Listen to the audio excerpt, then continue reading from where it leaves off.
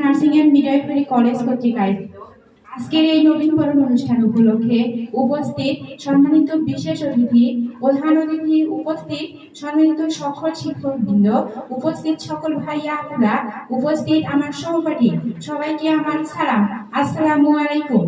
বিশ্বজোড়া পাঠশালা মোড় সবার আমি ছাত্রী, নানানভাবে নতুন জিনিস শিখছি দিবারাত্রি। আমি নবীন ছাত্রী, বুক ভরা স্বপ্ন নিয়ে ভর্তি হয়েছি এই প্রতিষ্ঠানে। আর এই প্রতিষ্ঠানে আমাদের যাত্রাটা শুরু করতে চাই দোয়া ও আশীর্বাদের মাধ্যমে। সেই আশীর্বাদ নেওয়ার জন্যই আমরা এই মঞ্চে দাঁড়িয়ে আছি।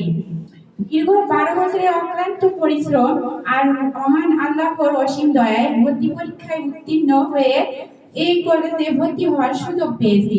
এটা আমাদের সফলতা, প্রথম সফলতা, আলহামদুলিল্লাহ। তবে এটাতে কেবল শুরু, এটাতে বেশি আনন্দ হওয়ার কিছুই নেই, শেষটা এখনো অনেকটা দূর।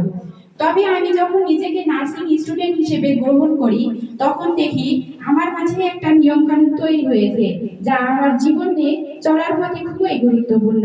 ছোট থেকেই প্রচন্ড ভয় পেতাম ডাক্তার নার্সদের, আর বড় হয়েও ভয়টা কাটিয়ে উঠতে পারিনি।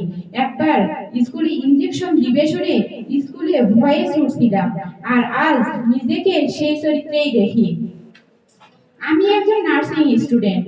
ল্যাম্পলাইটিং এর বাতিটা জীবনের প্রথম পথ চলা শিখিয়েছে নতুন করে। স্টেথোস্কোপ থার্মোমিটারের সাথে আমাদের দৃঢ় সম্পর্ক।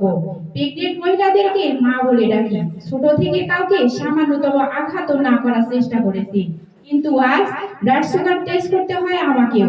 সদ্যজাত শিশুকে তার বাবার কোলে তুলে দেওয়ার জন্য আমরা নিজেদের বাবার কাছ থেকে দূরে থাকি। সবশেষে প্যাসমেটগুলোর গলা জড়িয়ে না পাওয়া মুহূর্তের কষ্টগুলো ভাগাভাগি করে নেই। একটা নতুন জীবনে বাঁচি আর অন্যের খুশিতে নিজেকে সুখ খুঁজি। দিন শেষে আমি এই প্রফেশনকে খুবই ভালোবাসি। এই বলে আমি আমার সংক্ষিপ্ত বক্তব্য এখানেই শেষ করছি।